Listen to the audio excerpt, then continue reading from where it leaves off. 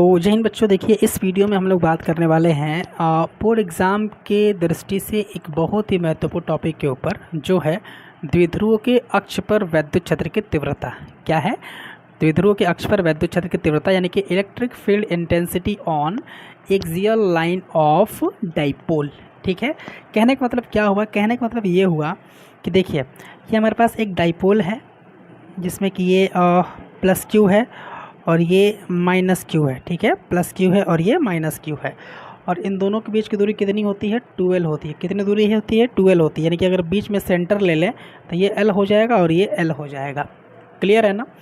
अच्छा, ये तो क्या द्विध्रुव। अक्ष का मतलब क्या होता है? अक्ष का मतलब ये होता है कि प्लस और माइनस क्यू को जोड़ने वाली जो रेखा है उसके सीधे में हम एक, है ना, यानी कि प्लस क्यू और माइनस क्यू को जोड़ने वाली जो रेखा है उसी के अनुदिश अगर हम आगे की तरफ बढ़ा दें, पीछे की तरफ बढ़ा दें, तो इसे हम लोग कहेंगे क्या?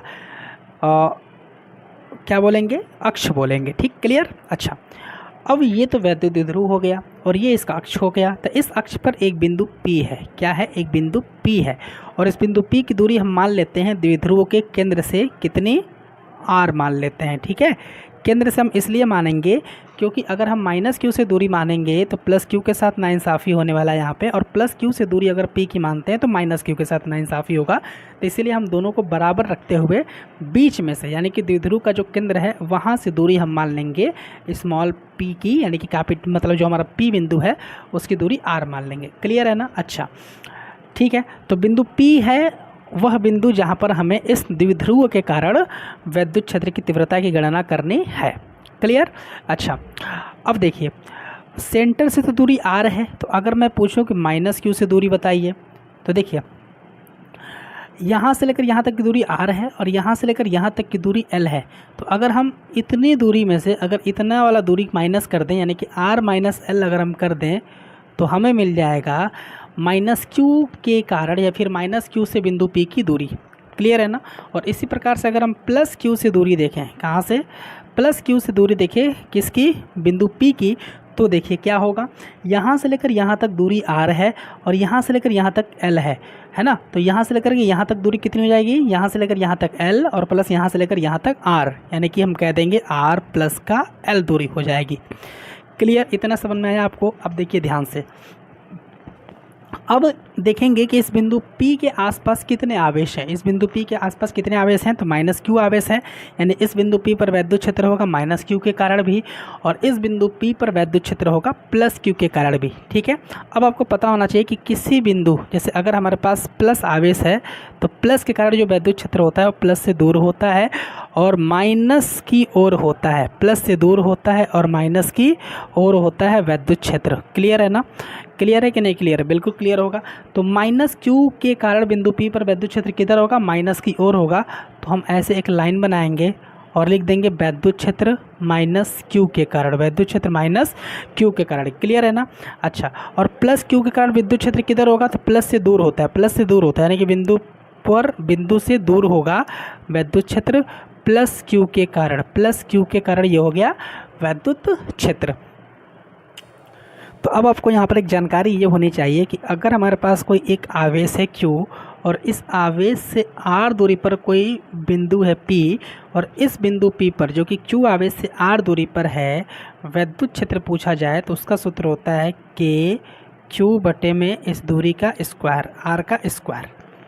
ठीक है, अब एक चीज़ और ध्यान रखिएगा, अगर एक बिंदु है यहाँ पर P और इस बिंदु P पर एक वैद्युत क्षेत्र इधर है ना E1, और एक वैद्युत क्षेत्र इधर है E2, तो यहाँ से जो परिणामी वैद्युत क्षेत्र हम निकालते हैं, परिणामी जो वैद्युत क्षेत्र निकालेंगे, परिणामी वैद्युत क्षेत्र जो हम निकालेंगे जिसको E कहेंगे, तो वो E निकालने के लिए E1 और E2 का अंतर लेना पड़ेगा। क्या लेना पड़ेगा? E1 और E2 का अंतर लेना पड़ेगा। ये चीज़ आपको ध्यान रखना है। ठीक है, और जब पेपर में ये सवाल आएगा तो आपको ये सारी चीज़ें नहीं मतलब लिखनी है, सिर्फ इतना ही लिखना है। ठीक है ना? इन सारी चीज़ों को हमने आपको बस समझाया हुआ है। ठीक है, अब हम क्या करेंगे? अब हम काम करेंगे E प्लस क्यू निकालेंगे और E माइनस क्यू निकालेंगे और परिणामी वैद्युत क्षेत्र निकाल लेंगे, बस काम हो जाएगा हमारा। तो E प्लस क्यू का मतलब क्या हुआ? प्लस क्यू के कारण वैद्युत क्षेत्र, प्लस क्यू के कारण वैद्युत क्षेत्र, प्लस क्यू के कारण वैद्युत क्षेत्र। तो हम लिखेंगे E प्लस क्यू, अब सूत्र क्या होगा भाई, प्लस क्यू के कारण, यानी कि प्लस क्यू कारण विद्युत क्षेत्र बिंदु P पर देखना है तो प्लस क्यू से बिंदु P की दूरी कितनी है, R प्लस L है। तो सूत्र लगाइए के क्यू बटे दूरी का स्क्वायर, दूरी क्या है, दूरी क्या है प्लस क्यू से बिंदु P की R प्लस L, तो R प्लस L का होल स्क्वायर, इसको इक्वेशन नंबर 1 नाम दे देंगे। अब निकालेंगे E माइनस क्यू, यानी कि माइनस क्यू के कारण वैद्युत क्षेत्र, माइनस क्यू के कारण वैद्युत क्षेत्र। तो क्या लिखेंगे, वैद्युत क्षेत्र E due to minus Q बराबर हो जाएगा के क्यू बटे में दूरी कितना है माइनस क्यू से बिंदु P की, माइनस क्यू से बिंदु P की दूरी कितनी है R माइनस L, तो R माइनस L का होल स्क्वायर हो जाएगा। समीकरण नंबर 2 आप यहाँ पे कर देंगे। ठीक है, E प्लस क्यू की दिशा उधर है, E माइनस क्यू की दिशा इधर है, यानी कि अब हमको चाहिए परिणामी वैद्युत क्षेत्र। क्या चाहिए, परिणामी वैद्युत क्षेत्र। परिणामी वैद्युत क्षेत्र का मतलब क्या हुआ, द्विध्रुव के कारण वैद्युत क्षेत्र चाहिए। परिणामी मतलब जो हमें चाहिए, जो हमने हेडिंग दिया हुआ है, द्विध्रुव के कारण वैद्युत क्षेत्र चाहिए। तो इसके लिए क्या करेंगे, लिख लेंगे परिणामी वैद्युत क्षेत्र E बराबर E1 माइनस E2। तो यहाँ पर E1 का मतलब E प्लस क्यू है, E और E2 का मतलब E माइनस क्यू है। क्लियर है ना। अच्छा, एक चीज़ ध्यान रखिएगा, हमको एक में से 2 घटाना पड़ेगा या फिर 2 में से 1 को घटाना पड़ेगा। सवाल क्या है, हमको ये देखिए, इन दोनों का अंतर तो करना ही करना है, लेकिन आप ये जानते हैं कि जब भी हम अंतर करते हैं तो बड़े वाले में से छोटे वाले को माइनस करते हैं। तो इसमें बड़ा कौन है, छोटा कौन है। ठीक है, तो इस चीज़ को समझाने के लिए मैं आपको एक बात समझा देता हूँ कि देखिए, ये 2 भिन्न है, के क्यू बटे R प्लस L का होल स्क्वायर और के क्यू बटे R माइनस L का होल स्क्वायर। अंश आपका समान है, के क्यू अंश आपका समान है। तो अगर 2 भिन्न हो आपके पास और अंश समान हो तो जिसका हर बड़ा होगा वह भिन्न छोटी होगी और जिसका हर छोटा होगा वह भिन्न बड़ा होगा। जैसे के क्यू समान है, हर समान है, तो इसका अंश बड़ा है, प्लस का मतलब बड़ा है, मतलब ये भिन्न छोटी होगी, और इसका हर जो है छोटा है, यानी कि इसका जो हर है वह छोटा, यानी कि यह भिन्न बड़ी होगी। यानी कि आपको E अगर चाहिए, फिर से मैं आपको समझा देता हूँ। देखिए, अंश दोनों का बराबर है, इसका हर बड़ा है क्योंकि प्लस है, तो ये भिन्न छोटी होगी, यानी E प्लस क्यू छोटा है, E प्लस क्यू क्या है, छोटा है, और इसका हर छोटा, यानी कि ये भिन्न बड़ी होगी, यानी E प्लस क्यू बड़ा है, E माइनस क्यू बड़ा है, सॉरी। तो हम क्या करेंगे, E माइनस क्यू में से घटा देंगे E प्लस क्यू को, E माइनस क्यू में से घटा देंगे E प्लस क्यू को। तो घटाइए, यहाँ पे क्या मिलेगा आपको, E बराबर में E माइनस क्यू का मान कितना है, के क्यू बटे में R माइनस L का whole square, minus E plus Q कितना है, तो के क्यू बटे में R प्लस L का होल स्क्वायर। क्लियर है ना।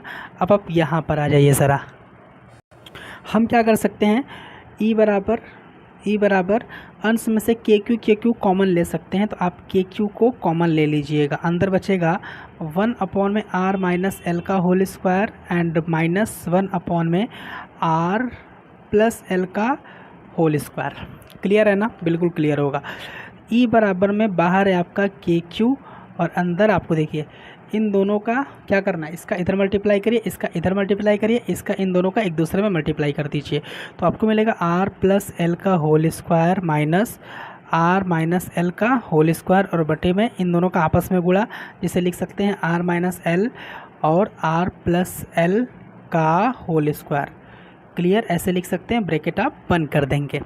ठीक है, आगे क्या मिलेगा आपको, आगे मिलेगा E बराबर में के क्यू ब्रैकेट, ये a प्लस बी को होल स्क्वायर पे तोड़िए, a square plus B square plus 2ab minus, इसको a माइनस बी को होल स्क्वायर पे तोड़िए तो a square plus B square minus 2ab। Clear, बिल्कुल क्लियर होगा। और बटे में ये देखिए a minus B A plus B, पहले ब्रैकेट में a माइनस बी, दूसरे ब्रैकेट में a प्लस बी, क्या होगा a square minus B square, यानी कि R square minus L square का होल स्क्वायर। ठीक है, ये होल स्क्वायर यहाँ पे आ जाएगा।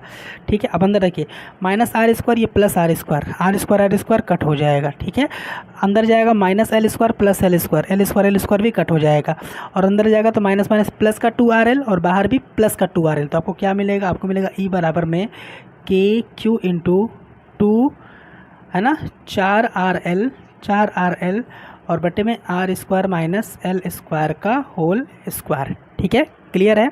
अच्छा, E बराबर में देखिए के लिख लीजिए और 4 को लिख लीजिए 2 इंटू 2, 4 को लिख लीजिए 2 इंटू 2, और फिर उसके बाद यहाँ पर Q और फिर उसके बाद L और फिर इंटू R। ठीक है ना। रीज़न क्या है कि 2QL की जगह पर हम P लिख सकते हैं। अभी आप है ना, इससे पहले वाले वीडियो में हमने बताया था कि 2QL जो होता है हमारा वैद्युत ध्रुव आघूर्ण होता है, यानी कि P होता है, और बटे में ये है आपका R² माइनस L² का होल स्क्वायर। अब यहाँ पर एक बात आपको समझना पड़ेगा, वैद्युत द्विध्रुव में बच्चों क्या होता है कि जैसे प्लस Q होता है और माइनस Q होता है, और इन दोनों के बीच की जो अल्प दूरी होती है 12 कहते हैं उसको, अल्प दूरी यानी कि 12 कहते हैं। तो 12 अपने आप में अल्प है, मतलब कि कम है। ठीक है, तो अगर आप L करेंगे तो ये और कम हो गया।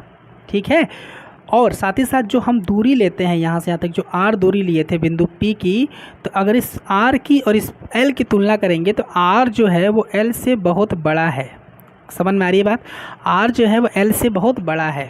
2L अल्प दूरी है, L करेंगे वो और छोटा हो जाएगा, और जब L की तुलना R से करेंगे तो R L से बहुत बड़ा होता है।